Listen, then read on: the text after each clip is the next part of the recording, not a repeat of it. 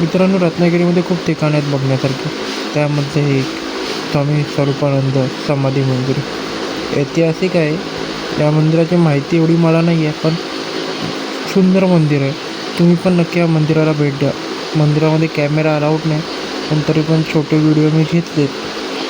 तुम्ही इथे येऊन नक्की बघा, तुम्हाला पण मंदिर आवडेल. देवाची ती सुंदर मूर्ती बघून जे मन आणि शरीर शांत होतं ना, म्हणजे खूप शांती या मंदिरामध्ये.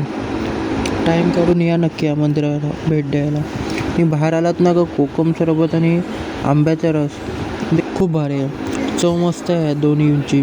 मी आंब्याचा रस पिऊन बघितला, म्हणजे एक नंबर लागला मला. आणि चला पुढे आपल्याला अजून एक ऐतिहासिक मंदिर बघायचं आहे. हेच ते मंदिर आहे मित्रांनो. सीन बघा काय मस्त दिसतं संध्याकाळच्या टायमाला.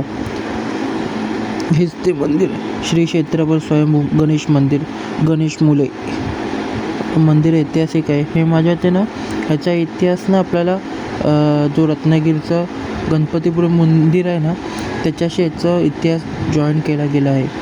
आपल्याला इकडचं काही माहिती नाही आहे, जे ऐकण्यात आलं आहे. इकडे आपल्याला तशी माहिती सांगायला कोण नव्हतं तिथे. मित्रांनो, मंदिर आणि मंदिराच्या अवतीभोवतीचा निसर्ग ना खूप सुंदर आहे.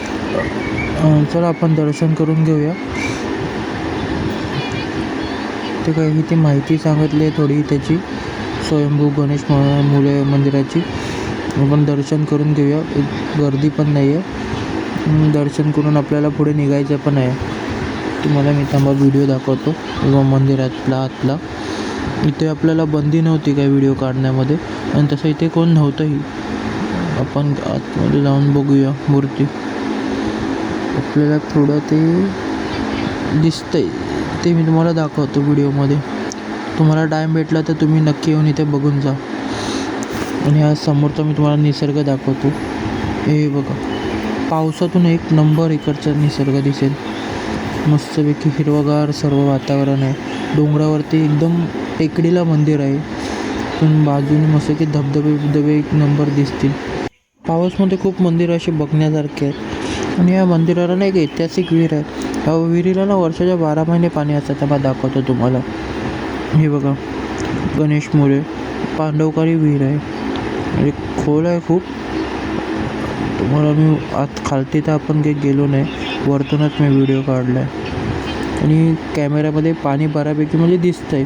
तर तुम्हाला दिसेल का माहिती नाही मला, पण दिसतं आहे कॅमेऱ्यामध्ये पाणी.